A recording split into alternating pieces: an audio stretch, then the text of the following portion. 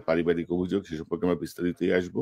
তিনি জামিনের আবেদন করেছিলেন। হাইকোর্ট বলেছে তাকে সশরীরে হাজির হতে হবে। তিনি ছিলেন আইসিইউতে। সকল কাগজপত্র সাবমিট করার পরেও উচ্চ আদালত কোনো সিদ্ধান্ত দেয়নি। যার ফলশ্রুতিতে ২ সপ্তাহ পরে চিকিৎসার অভাবেই বলা চলে উনি মারা গেছেন। ব্যক্তিগতভাবে সৎ হতে পারেন, কিন্তু এই যে কাজগুলো, এই যে সিদ্ধান্তগুলো, এগুলো কিন্তু অসততার নামান্তরই আসলে। কারণ আপনি আপনি কেন সন্দেহ করলেন? কেন আপনি ডিএজির কথা শুনলেন? যেটি আপনি বলছিলেন। কেন আপনার মনে হলো না যে এই মানুষটা আইসিইউতে কি এমনি বেড়াইতে গেছে নাকি? মানে এরকম কিছু ফ্রড হয়, কিছু হয় না? আরেকটা কথা, জুডিশিয়ারি কুলিং, যে বিচার প্রহসনের বিচারের মাধ্যমে হাজার হাজার মানুষকে হত্যা করা হয়েছে, খুন করা হয়েছে, এখনো কি আসলে আদালতের ভিতর এমন বিচার চলছে কিনা? দর্শক, এমন মন্তব্য করেছেন ডক্টর কনক সারোয়ারের অনুষ্ঠানে একজন ব্যক্তি। তিনি বলেছেন এখনো নাকি হাসিনার নির্দেশে আইন আদালত চলছে এবং বিচার বিভাগ চলছে। দর্শক, তার এই মন্তব্যগুলোর মাধ্যমে উঠে আসছে আরো নতুন কিছু তথ্য। পাশাপাশি খালেদা জিয়ার যে অন্যায় অত্যাচার করা হয়েছে সে বিষয় নিয়ে গুরুত্বপূর্ণ আলোচনা করেছেন সাংবাদিক কনক সারোয়ার। শিরোনাম দেখে বুঝতে পারছেন আমাদের উচ্চ আদালতে এখনো চলছে বর্বর হাসিনার যে ফ্যাসিস্ট রেজিম, তার অনেক নিয়ম কানুন এখনো বহাল, অনেক বিষয় চলছে। আইনের মানে মানুষের চেয়ে আইনের কড়াকড়ি প্রয়োগ হচ্ছে, বিচার বিবেচনাহীন ভাবে মানে সিদ্ধান্ত দেয়া হচ্ছে। সাম্প্রতিক সময়ে যে বিষয়টি নিয়ে আমরা কথা বলতে চাই, সাম্প্রতিক সময়ে সোনালী লাইফ ইন্স্যুরেন্সের চেয়ারম্যান এবং বিজিএমই এর সাবেক প্রেসিডেন্ট এবং অনেক উদ্যোগের সঙ্গে যুক্ত জনাব মোস্তফা গোলাম কুদ্দুস, তিনি ইন্তেকাল করেছেন গত পরশুদিন। ইন্না লিল্লাহি ওয়া ইন্না ইলাইহি রাজিউন। এই কুদ্দুস সাহেবের বিরুদ্ধে একটি অভিযোগ ছিল দুদকে। এটি তার পারিবারিক অভিযোগ, সে সম্পর্কে আমরা বিস্তারিতই আসবো। তিনি জামিনের আবেদন করেছিলেন। হাইকোর্ট বলেছে তাকে সশরীরে হাজির হতে হবে। তিনি ছিলেন আইসিইউতে। সকল কাগজপত্র সাবমিট করার পরেও উচ্চ আদালত কোনো সিদ্ধান্ত দেয়নি। যার ফলশ্রুতিতে ২ সপ্তাহ পরে চিকিৎসার অভাবেই বলা চলে উনি মারা গেছেন। এবং তার যে পেসমেকার ছিল, সে পেসমেকারের ব্যাটারি ডাউন হয়ে গিয়েছিল। তার হার্টে কিছু সার্জারি ছিল, যেগুলো ছিল দেশের বাইরে থেকে, যেগুলো বাংলাদেশে সম্ভব নয়। তো সেই জায়গাগুলোতে উচ্চ আদালত কিন্তু এক ধরনের অমানবিক আচরণ করেছে। এটাকে আমরা জুডিশিয়াল কিলিং বলবো। তার হয়তো মৃত্যু নির্ধারিত ছিল এই তারিখেই, কিন্তু তার যে চিকিৎসার যে সুযোগ, এই সুযোগটা নিয়ে আমরা আজকে কথা বলবো, বা আদালতের এই যে কার্যক্রম, বা এই যে আমরা এটাকে জুডিশিয়াল কিলিং বলতে চাই, আরেকটি জুডিশিয়াল কিলিং। তো এই বিষয়টি নিয়ে আমার সঙ্গে কথা বলতে যোগ দিচ্ছেন আপনাদের অত্যন্ত প্রিয় মানুষ, আমার অনুষ্ঠানে নিয়মিত অতিথি, বাংলাদেশ সুপ্রিম কোর্টের সিনিয়র আইনজীবী অ্যাডভোকেট মহসিন রশিদ। স্যার, আপনাকে স্বাগত জানাচ্ছি আজকের অনুষ্ঠানে। থ্যাংক ইউ কনক, সবাইকে সালাম ও শুভেচ্ছা। তো স্যার, এই যে যে বিষয়টা আমি বললাম, যে মোস্তফা গোলাম কুদ্দুস, সে বিষয়টি সম্পর্কে আপনি অবগত আছেন, অবহিত আছেন, এবং ধরেন যে যে প্রক্রিয়ায় মানে তার জামিনটা চাওয়া হয়েছিল, আমি যদি আপনাকে একটু দেখাই যে তার আইনজীবী ছিলেন অ্যাডভোকেট রুহুল কুদ্দুস কাজল। এই কাজল সাহেব আবার একটি পোস্ট দিয়েছেন তার ফেসবুকে, যে বিবেকের দায়ে এই পোস্টটি লেখা। সদ্য মৃত্যুবরণকারী ব্যক্তি জনাব গোলাম মুস্তফা কুদ্দুসের আগাম জামিনের জন্য হাইকোর্ট বিভাগে আবেদন করা হয়েছিল ২ সপ্তাহ আগে। আগাম জামিনের জন্য আসামিকে সশরীরে আদালতে আত্মসমর্পণ করতে হয়, এটা আইনি বিধান। কিন্তু তিনি এতটাই অসুস্থ ছিলেন যে আদালতে থাকার পর্যায়ে ছিলেন না, আইসিইউতে ছিলেন। বিকল্প হিসেবে আদালতের কাছে ভার্চুয়ালি তার উপস্থিতি গ্রহণপূর্বক জামিন শুনানির আবেদন জানানো হয়েছিল, যেমনটি করোনার সময় করা হতো, অথবা অ্যাম্বুলেন্সে করে আদালতে এনে শুনানি করতে। আদালত সম্মত হয়েছিলেন, কিন্তু দুর্ভাগ্যজনকভাবে সংশ্লিষ্ট আদালতের ২ জন আইন কর্মকর্তার অসংলগ্ন আচরণের কারণে আর আগাম শুনানি করা সম্ভব হয়নি। তারা মানতেই নারাজ ছিলেন এই ভদ্রলোক আসলে অসুস্থ ছিলেন। আজ তার মৃত্যুর মাধ্যমে তিনি প্রমাণ করে গেলেন তিনি আসলেই অসুস্থ ছিলেন। ইন্না লিল্লাহি ওয়া ইন্না ইলাইহি রাজিউন। তো আপনি কিভাবে দেখছেন স্যার এই বিষয়টি? আপনি নিশ্চয়ই ইতিমধ্যে কিছু খোঁজ খবর পেয়েছেন। আমি আপনাকে মামলার কাগজগুলো পাঠিয়েছিলাম সংগ্রহ করে। তো মানে মানুষের জন্য আইন, না আইনের জন্য মানুষ, মানে কি দাঁড়াচ্ছে বিষয়টা? আপনার পর্যবেক্ষণটা একটু শুনি। You see, আমাদেরকে একটা জিনিস বুঝতে হবে, সেটা হলো যে হাইকোর্ট ডিভিশন যেটা আছে ওর কাছে ফান্ডামেন্টাল রাইটস এর পুরো এখতিয়ারটা আছে, এবং Kajal is a good lawyer, I am sure সে চেষ্টা করেছে, এবং দের ইজ নো হার্ম অ্যাম্বুলেন্সে যদি নিয়ে আসতো, নিয়ে এসে ডিএজি সাহেব বা এজি সাহেব এবং কোর্টের একজন অফিসার তারা গিয়ে দেখে এসে জজ সাহেবকে বলে দিতেন যে হ্যাঁ ওনাকে দেখেছি, উনি আছেন, উনি আইসিইউ অ্যাম্বুলেন্সে আছেন, এন্ড এই বেল টেল যা ছিল দিয়ে দেওয়া উচিত ছিল। তার কারণ হচ্ছে যে আমাদেরকে হিউম্যান হতে হবে, আমরা ইনহিউম্যান হয়ে গেলে হবে না, যেটা আমরা বারবার প্রমাণ করছি যে আমরা জাতিগত হিসাবে ইনহিউম্যান হয়ে গেছি। বিকজ দেখেন এই যে ডিএজি এজি যিনারাই আছেন, এনারা মোস্টলি কিন্তু কাজল সাহেবের যে দলটি আছে ওই দলের সাথে কিন্তু তারা আছেন এবং ওইভাবেই তাদের অ্যাপয়েন্টমেন্ট হয়েছে। সো আমার মনে হয় যে আমাদের সুপ্রিম কোর্ট ইজ নট মানবিক, এবং আমি আশাবাদী আছি ইনশাল্লাহ যে আমাদের এখন যিনি প্রধান বিচারপতি আছেন বা যে বর্তমানের অ্যাপেলেট ডিভিশন আছে, এই অ্যাপেলেট ডিভিশনটা এদেরকে নির্দেশ দেবে যে তারা যেন মানবিক হয়। বিকজ এই মানবিক যদি না হয় তাহলে এইসব সংবিধান, হিউম্যান রাইটস, ফান্ডামেন্টাল রাইটস, এইসব বক্তৃতা টক্তৃতা দিয়ে কোনো লাভ নাই। উই হ্যাভ টু বি মানবিক, আন্ডারস্ট্যান্ড যে একটি লোক অসুস্থ আইসিইউতে আছে, আপনি আজকে ওকে মেরে ফেললেন, সে যদি ধরেন আপনার বেল পেয়ে আপনি যদি ওকে যেতে দিতেন, সে হয়তো এখান থেকে সুস্থ হয়ে আসতো, ট্রায়ালটা ফেস করতো। What was the problem? আমি তো কোনো প্রবলেম দেখি না। তার কারণ হচ্ছে দেখেন বেল জিনিসটা কি, বেল হচ্ছে একটা প্রিভিলেজ যারা একিউজড আছে ওদের জন্য, এবং স্টেটের দায়িত্ব হচ্ছে টু সি যে বেল যাকে দেওয়া হচ্ছে সে যেন এইটা রক্ষা করে এবং সে ট্রায়ালটা ফেস করে। তারা তো ওকে মারার জন্য না, state is not suppose to kill anybody.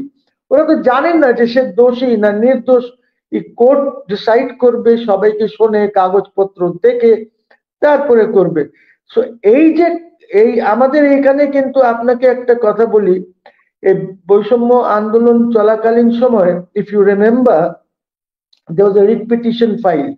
এই রিট পিটিশনটা যেই অর্ডারটা হলো 2টার সময়, আপনার সেম ডে 300-350 লোক মারা গেছে because of a wrong order. মানবিক অর্ডার দেয় নাই কোর্ট, কোর্টকে বলা উচিত ছিল যে তুমি গুলি চালাবা না, কোর্ট বলে নাই। কোর্ট বলেছে আইন অনুযায়ী গুলি চালাতে পারে যদি ইয়ে হয়, সামথিং লাইক দ্যাট। সো এই জিনিসগুলিতে দেখেন 350-400 লোক মারা গেল। আজকে কুদ্দুস সাহেব চলে গেল, ওদের এখানে যাই প্রবলেম হোক ফ্যামিলিতে, what ever it may be, কিন্তু উনি তো আফটার অল ফ্যামিলিতে সবচেয়ে বড় ছিলেন। অনেক ওনার জামাইয়ের সাথে হয়তো ভুল বোঝাবুঝি হতে পারে, ডাইভোর্স হয়ে গেছে, we don't know the facts.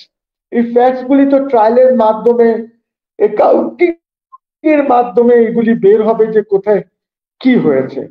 সেই আচ্ছা লোকটি মারা গেল, আমিও আই এম স্যাডেন, আমি আচ্ছা কন্ডোল করি ওনার ডেথ। জি জি স্যার, আমি বলতে চাচ্ছি যে জি উনি তো স্যার একজন রিনাউন্ড বিজনেসম্যান, বিজিএমই সাবেক সভাপতি, তার জি বাংলাদেশ ব্যবসায় কন্ট্রিবিউশন আছে, তার যে রপ্তানি জি আয় সেটি বাংলাদেশ ইকোনমিতে অ্যাড করছে। তো এই জি জায়গাগুলো বিবেচনা না করে এই যে ধরেন আমি যতটুকু খোঁজ নিয়েছি বিচারপতি বিজয় 21 নম্বরে যিনি বিচারপতি শাহ আবু নঈম মমিনুর রহমান সম্ভবত, হি ইজ গুড জাজ, না না অনেস্ট। উনি না, নঈম সাহেব তো নাই, উনি তো রিটায়ার হয়ে গেছেন অনেক আগে। উনি এখন জুডিশিয়াল কমিশন যেটা আছে, ওই যে জুডিশিয়ারির উপরে যে একটি কমিশন কায়েম করে, জি স্যার, বিজয় 21-এর জাজকে। He is a very senior man. আচ্ছা, এবং এবং আমি যতটুকু শুনেছি আমি ঠিক জাজ 21 নাম্বার দ্বারা আমি জানি না। আমি শুনেছি যে জাজ সাহেব ভালো মানুষ, তিনি অনেস্ট মানুষ, কিন্তু ধরেন এই যে ডিএজি বা জি এজি যারা এখানে জেনারেল অফিস থেকে রিপ্রেজেন্ট করেন, তারা যদি এখনো ওই ধরেন তাদেরকে কি কিছু অ্যামাউন্ট আগে ধরে দেওয়া দরকার ছিল যে ভাই বিরোধিতা করো না, ধরো এটা রাখো, যেটা আমরা দেখছি আওয়ামী লীগ আমলে, ওই নিয়মে যেতে হবে সবাইকে এখনো? তো ফ্যাসিস্ট রেজিমের সাথে এই রেজিমের পার্থক্য কি হইলো তাহলে? হতে পারে, এইটার গ্যারান্টি তো আর আমি দিতে পারবো না। পার্সোনালি এটা কি আছে, ইনক্লিনেশনটা কি আছে।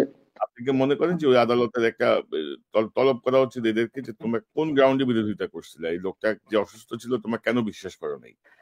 আমি লেট মি গো ব্যাক, একটু পিছের দিকে যাই। আমরা যখন এইখানে ওকালতি শুরু করেছি তখন কিন্তু কোনো এজি ডিএজি অ্যাসাইন্ড থাকতো না কোর্টে, কোনো সময় থাকতো না। এবং তখন বিচারকরা বিচার করতেন, যদি কোনো এরকম প্রয়োজন হতো তাহলে তারা অ্যাটর্নি জেনারেল সাহেবকে ডাকতেন, অথবা তারা বলতেন যে আচ্ছা অ্যাডিশনাল অ্যাটর্নি জেনারেলকে নিয়ে আসুন। এই অ্যাসাইনমেন্টটা সম্ভবত শুরু হয়েছে মাহমুদুল ইসলাম সাহেব যখন অ্যাটর্নি জেনারেল ছিলেন তখন থেকে, যে প্রত্যেকটা কোর্টে ডিএজি এজি এদেরকে বসিয়ে রাখে। এবং বসানোর জন্য যেটা হয়েছে যে কোর্ট যেহেতু মনে করে যে আমি চাকরি করছি, I am like a public, I am like a government servant, এরকম একটা তাদের মাথায় আছে। তারা নিজেকে মনে করে না যে আমরা জুডিশিয়ারিতে ইন্ডিপেন্ডেন্ট ফ্রি মাইন্ডে, গভর্নমেন্ট একটা লিটিগেন্ট আমাদের সামনে, একদিকে প্রাইভেট পার্সনস আর লিটিগেন্ট, এইটা বোধহয় ওদের মাথায় নাই। কাজে প্রত্যেক কোর্টে আপনি গেলে মেজরিটি অফ দ্য কোর্টসে তারা ওই ডিএজি কে বলবেন, জি ডিএজি সাহেব আপনার কি বলার আছে কিছু এটার মধ্যে? এজি সাহেব কিছু, আরে বাবা আপনার দায়িত্ব হচ্ছে আপনাকে লয়ার স্যাটিসফাই করবে, এবং if you are satisfied that there is an issue আপনি রুল ইস্যু করবেন। আপনি দেখেন যে না এই বেল দিলে সে পালাবে না, বেল হচ্ছে অ্যাকচুয়ালি একটা privilege. Bail is not something, যে বেল ইজ অফ রাইট দিতে হবে আপনাকে, ওর অধিকার আছে বেল পাওয়ার। আপনি যদি নিশ্চিত হতে পারেন যে সে ট্রায়াল ফেস করবে তাহলে তাকে বেল দিতে হবে আপনাকে, এইটাই হলো নিয়ম। এইটাই আজ শত শত বছর যাবত এইভাবেই চলছে।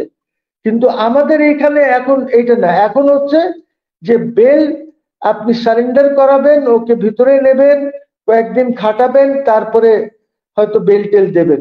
আমাদেরকে we have to revisit all this, and I am sure আমাদের যিনি চিফ জাস্টিস আছেন বর্তমানে উনি এইগুলিকে দেখছেন। আমি জানি যে উনি এইগুলি নিয়ে খুব একটু ইসে আছেন, মানে ইজ ওয়ারিড যে এই জিনিসগুলি কেন হচ্ছে। সো উনি খুব চেষ্টা করছেন।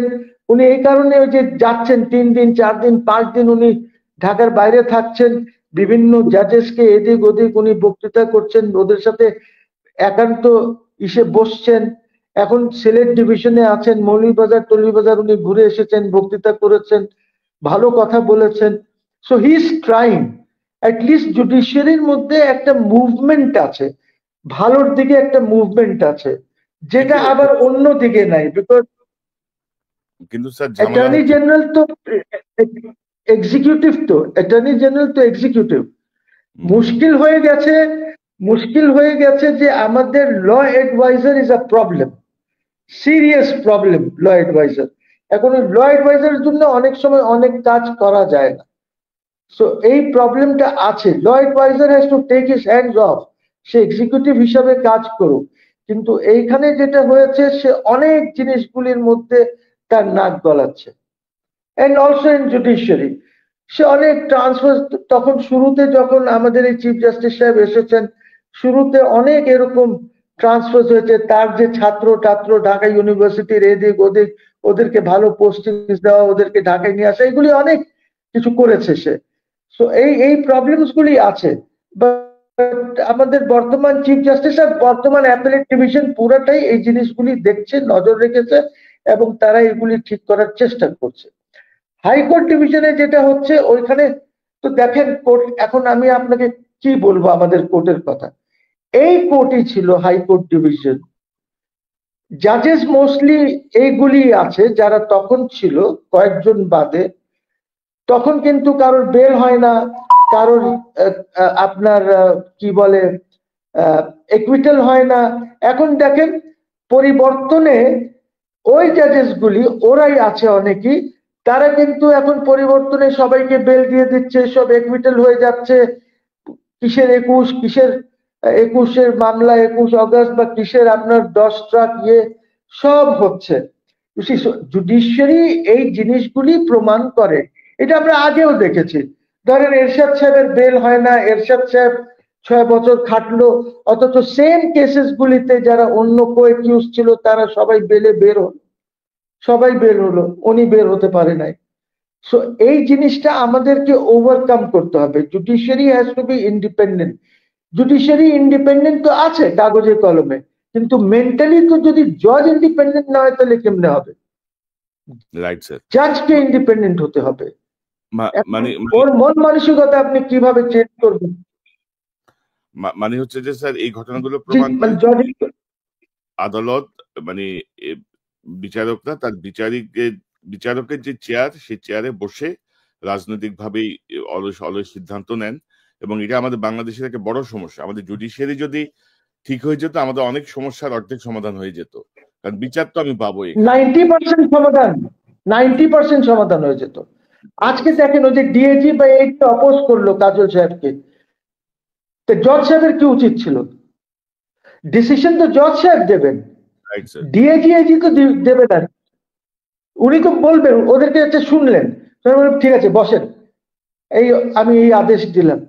What is the problem? উনি এত ডরায় কেন? বিকজ ডিএজি এজি এরা তো হচ্ছে executive branch, they are not part of the judicial branch. Attorney General office is executive branch, সরকারের লোক তো তারা। আমরা বারে আমরা ফ্রি, ওরা উকিল আছে, কিন্তু তারা চাকরি নিয়ে চলে গেছে সরকারের সাথে, তারা সরকারি চাকরি করছে সেখানে। তো ওদের কথা শুনবেন কেন আপনি? আপনি এজ এ জাজ আপনার বিবেক কি বলছিল? আপনি পরে এই যে বলেন এইসব কথা বলে লাভ নাই।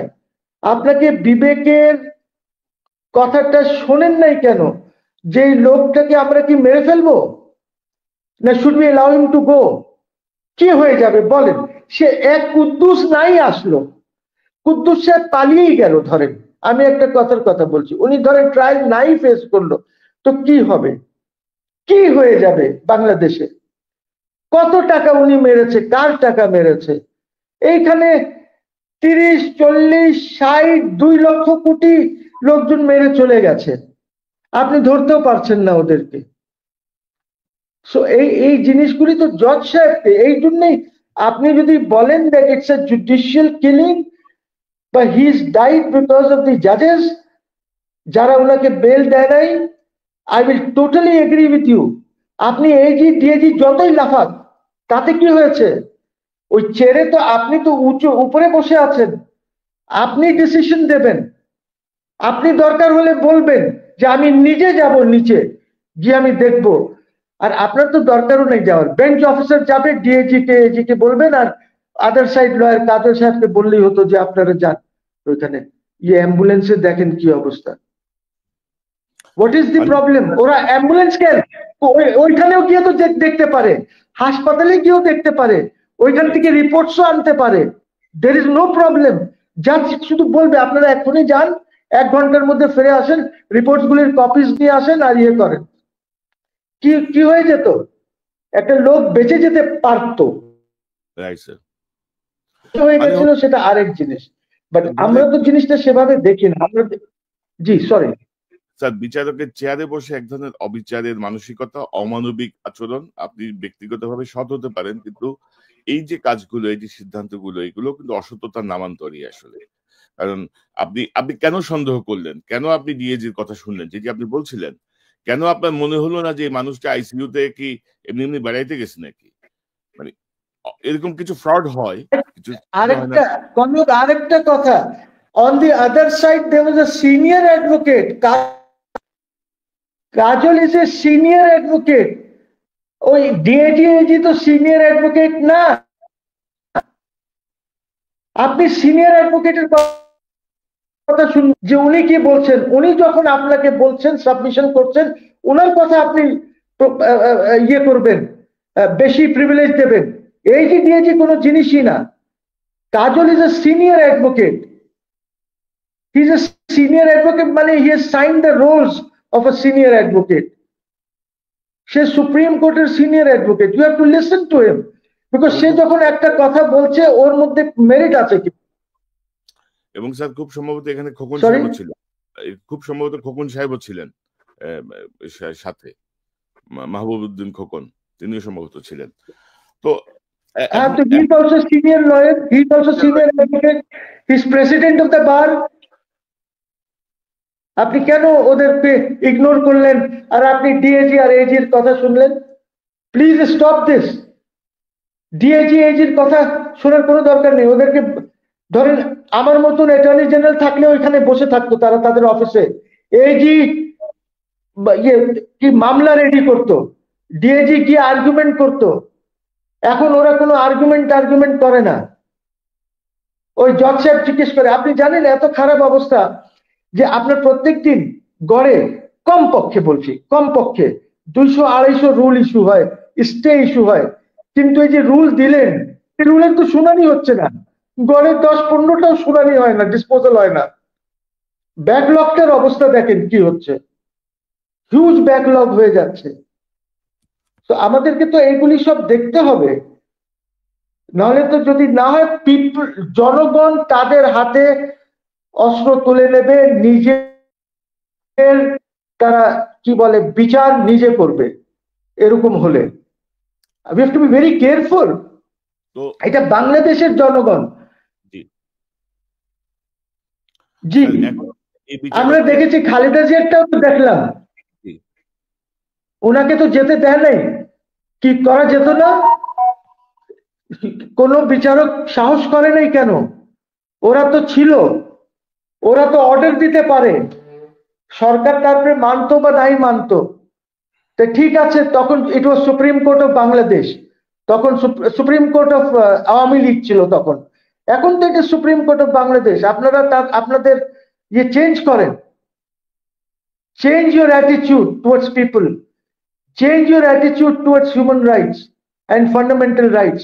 এভাবে মানুষকে মারবেন না এই টেকনিক্যালিটিস এর উপরে। It's a technical thing. একজন সিনিয়র একজন অ্যাডভোকেট দাঁড়িয়ে বলছেন, আপনি ওনাকে বিশ্বাস করছেন না, আর আপনি সেদিনের যারা চাকরি করছে ওরা তো সরকারি চাকর, ওদের কথা মানবেন? So sad that a man will die without any জি। আর এখন বিচারক কি এই ডিএজি এজি বা যারা ছিল ডিএজি এজি এদেরকে তলব করতে পারে, দেখা যেতে পারে, বা সুমোটো কিছু একটা সিদ্ধান্ত দিতে পারে করা উচিত কিনা? সেটা তো পারে না, বিকজ আদার সাইড যেটা আছে সে তাদের অবজেকশন দিয়েছে। এখানে তো বিচারকদের দোষ বেশি। আপনি অবজেকশন শুনলে ওভাররুল করবেন, আপনি বিচারক, কলম আপনার হাতে, দিস ইজ ইউর সোর্ড। আপনি এটা ব্যবহার করে একটি মানুষের জীবনের জন্য ব্যবহার করবেন। আজকে যদি বিচারকরা ঠিক করে কাজ করত, আজকে যদি এই অ্যাটর্নি জেনারেল যারাই ছিল তখন আওয়ামী অ্যাটর্নি জেনারেল অফিস বা ওরা, তাহলে কি আজকে এত দুর্ভোগ হতো জাতি আর দেশের? এত লোক মারা যেত? আপনার এই আয়নাঘর কি সৃষ্টি হতে পারত যদি কারেজটা দেখাতো? এখন আয়নাঘর সৃষ্টি করেন, let the matter go to the appellate division and see ওরা কি করে, ওরা কি করে। বিকজ আপনার কারেজ লাগে। আপনার আমরা এর আগে দেখেছি মুস্তাফা কামাল সাহেব, আপনার হয়তো খেয়াল নাও থাকতে পারে, এরশাদ সাহেবের সময় স্পেশাল পাওয়ার্স অ্যাক্ট খুব ব্যবহার হতো এবং জেলে ঢুকানো হতো, হাইকোর্ট ছেড়ে দিত, গেটের থেকে আবার আরেকটা ডিটেনশন অর্ডার দিত, আবার ঢুকাই দিত। এরকম করার পর মুস্তাফা কামাল সাহেবরা বলতেন নিয়ে আসো ওকে, আমি 2টার সময় দেখতে চাই, নিয়ে আসো। নিয়ে আসতো, কোর্টের থেকেই ছেড়ে দিতেন, কোর্টের থেকেই ছেড়ে দিতেন। কোথায় গেল এসব দিন যে আপনি কি টেকনিক্যালিটিস নিয়ে এসব করেন? আর এজি ডিএজি কে শুনতে হবে, কিসের জন্য শুনতে হবে এজি ডিএজি কে? হু আর দে? মানে স্যার মূল কথা হচ্ছে, স্যার মূল কথা হচ্ছে আপনি যদি বিচারকের চেয়ারে বসে যদি মানবিক বিচার করতে না পারেন, বিচার যাকে বলে সেটি যদি করতে না পারেন, আপনার যদি কারো গুড বুকে থাকার খায়েশ থাকে, তাহলে আপনি বিচারকের চেয়ারে কেন বসবেন রে ভাই? আপনি অন্য কিছু করেন। বিচারকের চেয়ারে বসে তো এগুলো আপনি করেন না। আপনি রিজাইন করে চলে আসেন, রিজাইন করেন, পিপল উইল রেসপেক্ট ইউ। যে এই লোক করতে পারে নাই, সে তার কনসেন্সের ছেড়ে দিয়েছে, সে চলে আসেন, ছেড়ে দেন না পারবে। নাই স্যার, একটা বিচারকের চেয়ারে বসে মানুষের মধ্যে মানে এই জাতীয় বিষয়গুলো আমাদেরকে খুব ব্যথিত করে, এবং হাসিনার যে রেপুটেশন সেটা আমরা বারবার দেখছি, এবং বহু মামলা দেখেন না, আপনি যেটা বলছিলেন বেগম খালেদা জিয়া, মানে ওই কি এমন মামলা, কি এমন অপরাধ যে উনি চিকিৎসার জন্য যাওয়ার অনুমতি পেলেন না এত বছর, 8 বছর 9 বছর, মানে 5 বছরের সাজা হয়ে যায় 10 বছর। তো এই যে অমানবিক যে জায়গা, এগুলো তো 6 মাসে কিন্তু এগুলো তো বিচার হয়নি। আমি স্যার এই প্রসঙ্গে আসবো, তার আগে দর্শকদেরকে একটু বলে রাখি, দর্শক এই মোস্তফা গোলাম কুদ্দুস সাহেবকে কিন্তু আমি ব্যক্তিগতভাবে চিনি না। আমি গত 21শে সেপ্টেম্বর একটি অনুষ্ঠান করেছিলাম, যে সচিব জয়নুল বারীর ড্যাডিকে ডক্টর ইউনূস সরকারে। এই সচিব জয়নুল বারী ছিলেন ইন্স্যুরেন্সের যেই মানে বডি, সেই বডির চেয়ারম্যান, এবং তিনি একটা সময় দুদকেরও কাজ করেছেন। এই জয়নুল বারীর কে 5ই আগস্টে সে পদত্যাগের 7 দিন 8 দিন পরেই তাকে আবার সাধারণ, ওইটার নাম হলো ইডরা ইন্স্যুরেন্সের যে বডি, ইডরা, হ্যাঁ, তার চেয়ারম্যান, তার বিরুদ্ধে প্রচুর দুর্নীতির অভিযোগ। সে পদত্যাগ করার 1 সপ্তাহের মধ্যে তাকে আবার সাধারণ বীমা কর্পোরেশনের চেয়ারম্যান বানায় দেয়। তো তার ব্যাপারে প্রোগ্রাম করার পরে আমি দেখি যে আমাকে বিভিন্ন জন ফোন করতেছে, এটা কি কুদ্দুস সাহেব করাইছে কিনা। আমি ভাই, কুদ্দুস সাহেব তো আমি চিনি না। তো পরে বুঝলাম যে এই জয়নুল বারী দুদকে যখন মহাপরিচালক ছিল, সেই কানেকশনেই তার সাথে ওনার কোন একটা এনিমিটি ছিল। এই দুদকে একটা ফলস কেস তিনি সাবমিট করিয়েছেন তার মেয়ের জামাই, এই যে আমানকে দিয়ে। তার পুরো নামটা আমি যদি একটু বলি,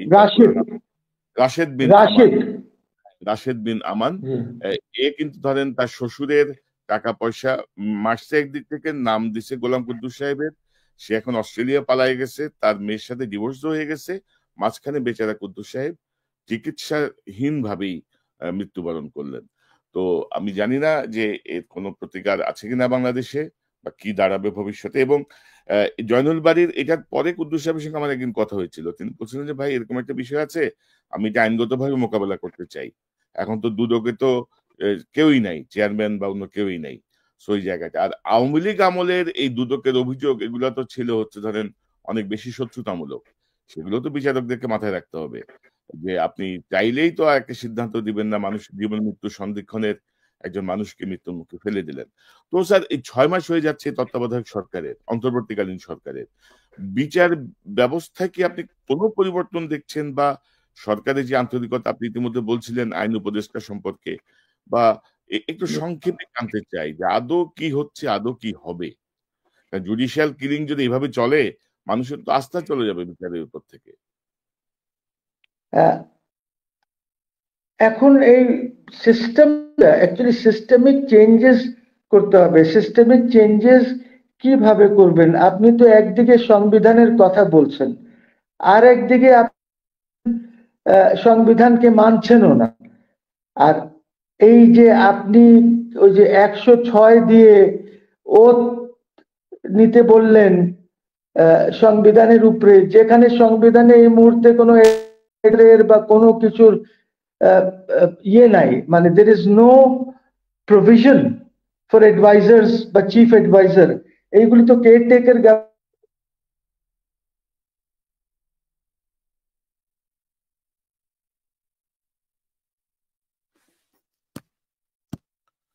ছিল। এটা কেন করলো? এটা তো আসিফ নজরুল করিয়েছে এইসব। আসিফ নজরুল তো 3-4 তারিখ পর্যন্ত, ইভেন 5-এ সে চিফ অ্যাডভাইজার হতে চেয়েছিল, ওটা তো শেষ পর্যন্ত পারে নাই। আর সে চিফ অ্যাডভাইজার হলে কিন্তু আমাদের দেশটা দখল হয়ে যেত, এইটা আমি নিশ্চিত। ওই ইউনূস সাহেব থাকাতে ওনার এত বড় গ্লোবাল ব্র্যান্ড উনি যেটা সাহস করেন, এবং উনি প্রথম দিনই এসে ওয়ার্নিং দিয়ে দিলেন ইন্ডিয়াকে। তো সবাই একটু ভয় ছিল, কিন্তু আসিফ নজরুল চিফ অ্যাডভাইজার হলে তো দেশ গেছিল। এখনো যে দেশ খুব ভালো চলছে তা তো না। এনজিও সরকার যদি চেঞ্জ না করেন, কিছুই চেঞ্জ হবে না। I am telling you. দেখেন, I tell you very simple things, এটা আমিও বুঝি অ্যাজ এ লয়ার। আপনার প্রত্যেক জায়গায় আপনি দেখেন, প্রত্যেক দেশের যে ইকোনমির ব্যারোমিটার হচ্ছে স্টক মার্কেট। এই যে আপনারা দেখেন না, নিউ ইয়র্ক স্টক এক্সচেঞ্জ আজকে ডাও এত গেল, এত নামলো, নিফটি এত গেল নামলো, প্রত্যেক এই যে ইম্পর্টেন্ট মার্কেটস গুলির যে দেখায়, দ্যাটস আ ব্যারোমিটার যে ওইটার ইকোনমি কেমন চলছে। আমাদের দেশে তো এটা কোনো ব্যারোমিটারই নাই, ধ্বংস হয়ে গেছে, মাটির নিচে চলে গেছে। এইটাও কেউ ঠিক করছে না। এটা ঠিক করতে হলে you will have to deregulate the market. Similarly আপনি বলছেন যে আপনার রেভিনিউ আসতেছে না, রেভিনিউ আর্নিংস এ আপনার সমস্যা হচ্ছে, because nobody is paying taxes. তো ট্যাক্সেস আপনাকে তো রেশনালাইজ করতে হবে, ট্যাক্স সিস্টেমটা রেশনালাইজ করতে হবে। একদম ধ্বংস করে দিয়ে গেছে আওয়ামী সরকার। যে হারে তারা সাপ্লিমেন্টারি ডিউটিস লাগিয়েছে, যে হারে তারা ক্যালকুলেশনের পজিশন বলেছে, আপনি ইউ ক্যানট হ্যাভ দিস, আপনি পারবেন না। আপনি রেশনালাইজ করেন। আপনি দেখেন, আপনাকে কে বললো ভ্যাট বাড়াতে? আপনি ভ্যাট বাড়ালেন, আবার ওইটাকে নিজেই থুতু ফেললেন, আবার চাটতে হলো আপনাকে। কেন আপনারা এটা করছেন? ওয়াই? সো আপনার অ্যাকচুয়ালি ইকোনমি ম্যানেজ করা বা কোনো কিছু ম্যানেজ করার আপনার দক্ষতা নাই, আপনার কিচ্ছু নাই। For God sake, rationalise the taxation system, deregulate the stock market, এবং এই ইকোনমিক অ্যাক্টিভিটিসটা বাড়ান, নয় তো আপনি পারবেন না কিছু করতে। আপনি এই মিল কল কারখানা সব বন্ধ হয়ে যাচ্ছে, এগুলি কে দেখবে? আপনারা কিছুই করছেন না। আপনার টেক্সট বুকস গুলি ঠিক করতে পারছেন না এখনো। as somebody was saying, আমি শুনলাম যে হাসিনার নাম লিখতে চায় না ওর মধ্যে। জি, এই যে 5ই অগস্টের লেখে, কিন্তু হাসিনার নাম লেখে না। হাসিনা যে একটা ফ্যাসিস্ট ওইটা আর বলে না, সে যে একটা ডিক্টেটর এটা বলে না। আই মিন, কোথায় যাবেন আপনি? এই সরকার তো actually is a total failure, complete failure, যার জন্য এটার ইফেক্ট কিছুটা জুডিশিয়ারির উপরে পড়বে। তবে স্যার ধরেন ডক্টর ইউনূসের মতো এরকম একটা মানে আমব্রেলা থাকার পরেও, মানে একটা আমব্রেলা মানে যেটা আমাকে ইন্ডিয়া বা অন্যান্য সবকিছু মিলে একটা হিউজ ব্র্যান্ড, উনি একটা আমব্রেলা। এই আমব্রেলার নিচে বসে কিছু অপদার্থ এই বিপ্লবটাকে ব্যর্থ করে দিল স্যার। 6 মাসের যে অগ্রগতি সব দিকেই আপনি দেখেন না স্যার, মানে এদের এদের এরা কি করতেছে না করতেছে। আমি কিন্তু প্রায় বলি যে ডক্টর ইউনূস আপনি ছাগল দিয়ে হাল চাষ করার চেষ্টা করতেছেন, লাভ হচ্ছে না কিছু। কিন্তু হ্যাঁ, এটা হ্যাঁ, আপনার, এটা কিন্তু আপনার ইমেজের উপরই আসতেছে। তারপরেও উনি যথেষ্ট, correct. কি বলবো আমি, এটা এটা এটা আর বলার কিছু নাই। তো স্যার আমরা আশা করি যে মানে এগুলা ধরেন, এই যে আপনি বলছিলেন আইন উপদেষ্টার কথা, আমি মাঝখানে একটা অনুষ্ঠান করলাম যে আইন উপদেষ্টার পিএস হচ্ছে খায়রুল হকের পিএস, আইন উপদেষ্টার জি, পিএস এর পাশাপাশি চিফ জাস্টিসের পিএস, স্পেশাল অ্যাসিস্ট্যান্ট সব হচ্ছে বন্ধু। এই 3 বন্ধু মিলে খুব সর্বনাশ জি, করছে কিন্তু। এই 3 বন্ধু মিলে জি, জি, বিচার ব্যবস্থার উপর একটা নিয়ন্ত্রণ প্রতিষ্ঠা করছে। তো আমরা আশা করি এই জায়গাগুলো, আমরা বারবারই অনুরোধ করছি 6 মাসটা পূর্ণ হলেই আমরা আরো তথ্য প্রমাণ নিয়ে আরো কঠোর অবস্থানে যাব। তবে এই যে জুডিশিয়াল কিলিংটা হলো, আমি মনে করি এই বিষয়ে চিফ জাস্টিসের কোন একটা উদ্যোগ নেওয়া উচিত, একটা রুলিং দেওয়া উচিত বা কোন একটা বিধান করা উচিত। আপনি বলবেন যে আওয়ামী লীগের আইনে আছে যে আসামিকে হাজির হইতে হবে, সেই আইন আপনি এখনো মানবেন, মানুষ মেরে ফেলবেন, সেটি নিশ্চয়ই আমরা মানবো না, বা কোনোভাবেই সেটি সভ্য দেশের কোনো আইন হতে পারে না। তো আমার মনে হয় যে এই ব্যাপারে চিফ জাস্টিস নিজে একটা রুলিং দিবেন যে কি ক্ষেত্রে কি করণীয়, এসব ক্ষেত্রে কিভাবে তারা যাচাই বাছাই করবেন। আপনার শেষ মন্তব্য জানতে চাই অ্যাডভোকেট মহসিন রশিদ। না দেখেন, শেষ মন্তব্য এইটাই, দেশ চলছে না, দেশের কোনো অর্গান কাজ করছে না। এইটা আপনাকে যদি এখনো আমি বলি, এখনো আপনি রেভলিউশনারি ইন্টারিম রেভলিউশনারি কনস্টিটিউশন করেন, করে আপনি ওর অধীনে সরকার চালান, আপনি ইউনূস সাহেবকে রাষ্ট্রপতি করে দেন, আর বাকি যাদেরকে চান ভালো লোকজনকে নিয়ে মিনিস্টার্স বানিয়ে আপনি কাজ করেন। অ্যাডভাইজার্স এর কোনো ইন্টারন্যাশনাল প্রোটোকলে কোনো ভ্যালু নাই। রাইট, এই কথাটা অবশ্যই আপনি আগেও বলেছেন। এটা কিন্তু আমাদের মানে পৃথিবীর অনেক দেশ তো আর বুঝে না, অনেক দেশ তো আর অ্যাডভাইজার বোঝে না। আর প্রশ্ন হচ্ছে আপনি কাকে অ্যাডভাইস দেন? আপনি তো অ্যাডভাইজার, আপনি কাকে অ্যাডভাইস দেন? মানে ডক্টর ইউনূস কাকে অ্যাডভাইস দেন? এই জন্য রেকগনাইজ করেন না। একটা একটা একটা একটা ভেগ টার্ম কিন্তু, যে আমি চিফ অ্যাডভাইজার, ভাই আপনি কারে অ্যাডভাইস হ্যাঁ, দেন? হ্যাঁ, আমি অ্যাডভাইজার, আমি কাকে অ্যাডভাইস দেই? correct. আমার মানে প্রথম থেকে এতবার বলা হয়েছে, আমার মনে হয় যে এরা স্যার হচ্ছে যে বাংলা একটা ঠেডামি আছে না, একটা শব্দ ঠেডামি, ঠেরামি করে বসে আছে, আমরা যা করতেছি হ্যাঁ ঠিক হ্যাঁ আছে। ওই যে গ্রাম দেশে কিছু না, আর কারাপশন, আপনার সমন্বয়ক গুলি যে এই যে যারা আছে সরকারের সাথে বা আরো দুইজন বাইরে, ওরা তো দুর্নীতিতে অনেক টাকা হুন্ডি করে পাঠিয়েছে, কাতারে পাঠিয়েছে, এবং ওদের ব্যাংকে অ্যাকাউন্টস আছে, এখন তারা ঘর বাড়ি খুঁজতেছে ওইখানে। এই হলো স্যার সিচুয়েশন। এগুলো হচ্ছে স্যার কিছু বিষয় এখন পর্যন্ত সোশ্যাল মিডিয়া কেন্দ্রিক, এগুলো এখনো প্রমাণ হয়নি। বাট এরকম যদি কোনো অভিযোগ থাকে আমি মনে করবো সে ব্যাপারেও কঠোরভাবে অনুসন্ধান করে পদক্ষেপ নেওয়া উচিত। যে মানে আপনি আপনি যদি অফকোর্স, সেই আমার আপনি যদি আমার সেই মনে হয় সোশ্যাল মিডিয়াতে, আমার স্যার মনে মানে হয় সোশ্যাল মিডিয়াতে থাকলেও government should take note of course এবং ইনভেস্টিগেট করা দরকার যে কেন এটা আসছে। মানে নতুন বোতলে আবার পুরাতন মদ ঢুকতেছে কিনা সেটা তো আমাদের চেক ব্যাক করতে হবে দেশের স্বার্থে, নাহলে এত রাইট মানুষের মৃত্যুর পরে তো রাইট এইসব ফাঁকা সহ্য করা হবে না। তো অ্যাডভোকেট মহসিন রশিদ, আপনাকে অসংখ্য ধন্যবাদ আপনার সময়ের জন্য। Right, thank you thank you. দর্শক, এতক্ষণ যে অনুষ্ঠান শুনলেন নিশ্চয়ই আপনার এই আলোচনার মর্মার্থ উপলব্ধি করতে সক্ষম হবেন। আরেকটি জুডিশিয়াল কিলিং, আরেকটি হত্যাকাণ্ড বলবো, বিচারিক হত্যাকাণ্ড। বিচারকের যেই কি বলবো যে একক ক্ষমতা, একক সিদ্ধান্ত নেওয়ার ক্ষমতা, তিনি যদি সেটি প্রয়োগ না করেন, তিনি যদি রাষ্ট্রের কর্মচারীদের সিদ্ধান্ত অনুযায়ী সিদ্ধান্ত দেন, তিনি যদি বিশ্বাস করতে না চান দুজন সিনিয়র লয়ার এবং হাসপাতালের কাগজপত্র সাবমিট করার পরেও তিনি যদি মনে করেন যে এই ব্যক্তি অসুস্থ নয়, তিনি ভান করছেন, আমার তো মনে হয় যে এই বিচারকেরও অপসারণ করা উচিত। প্রধান বিচারপতি রেফাত আহমেদ সাহেব, তার প্রতি আমাদের এখনো আস্থা আছে, যেমনটি আস্থা আছে এখনো ডক্টর ইউনূসের প্রতি। রেফাত আহমেদ সাহেব যদি কোনো কার্যকর পদক্ষেপ নেন, আমার মনে হয় যে ভবিষ্যতে এই জাতীয় জুডিশিয়াল কিলিং বন্ধ হবে। সত্যিকারের অসুস্থ ব্যক্তি অনেকভাবেই আসলে এগুলো জামিন দেওয়া সম্ভব, বন্ড রেখে জামিন দেওয়া সম্ভব, ব্যক্তিগত জিম্মায় জামিন দেওয়া সম্ভব, অনেকভাবে জামিন দেওয়া সম্ভব। কারণ একজন মানুষ যদি চিকিৎসা না করে, একজন মানুষ যদি মারাই যায়, আপনি বিচার করবেন কার? গোলাম কুদ্দুস সাহেব যদি অন্যায় করে থাকেন, তার বিচারের জন্য তো তাকে বাঁচতে হবে, তার শাস্তি পাওয়ার জন্য তাকে বেঁচে থাকতে হবে। আপনি তাকে মেরেই ফেলছেন। তো এই জায়গাগুলো অত্যন্ত দুঃখজনক এবং আমি মনে করি যেই আইন কর্মকর্তারা এর বিরোধিতা করেছেন, কোন গ্রাউন্ডে, কেন বিরোধিতা করেছেন সেটি তাদেরকে ব্যাখ্যা দেওয়া উচিত। যে আমরা এই গ্রাউন্ডে আমাদের কাছে মনে হয়েছে যে তিনি অসুস্থ নন। পাশাপাশি ৬ মাস পূর্ণ হতে চলল। ৬ মাস পর্যন্ত, আমি অনেক আগেই বলেছি, ৬ মাস পর্যন্ত আমাদের একটা ফেজ আমরা দেখতে চাই যে অন্তর্বর্তীকালীন সরকার কি করে। সেটি যদি তারা না পারে, পরিস্থিতি যাই হোক, আমরা কোনো কিছুই আসলে কোনো কিছুতেই ছাড় দেব না। দর্শক, আলোচনা শুনেছেন, শুনে বুঝতে পেরেছেন শুধুমাত্র বিচার বিভাগে নয়, প্রত্যেকটা জায়গায় এখনো পর্যন্ত আওয়ামী লীগ আছে, প্রত্যেকটা জায়গায় এখনো পর্যন্ত আওয়ামী লীগের দোসররা বসে আছে, তারা তাদের মতেই তাদের সুবিধাভাবে তারা কাজ করে যাচ্ছে। আমরা দেখেছিলাম আনিস এবং সালমানকে ছেড়ে দেওয়ার জন্য কাজ করা হচ্ছিল। যদি আওয়ামী লীগের লোক ভিতরে না থাকতো তাহলে তো এটা হওয়া সম্ভব ছিল না। তো বিচার বিভাগে কারা কারা এখন আওয়ামী লীগের আছে সেগুলো খুঁজে বের করা দরকার, তাদেরকে বিচারের মুখোমুখি করা দরকার। যে সমস্ত বিচারকরা আওয়ামী লীগের কাজ করেছে ওই সমস্ত বিচারকদের বিচার হওয়া দরকার, আর না হয় কিন্তু আরো বড় সংকটের মধ্যে চলে যাবে আমাদের দেশ। যে বিষয়ে আলোচনাগুলো শুনেছেন, শুনে আপনার ব্যক্তিগত মতামত অবশ্যই কমেন্ট বক্সে কমেন্ট করবেন।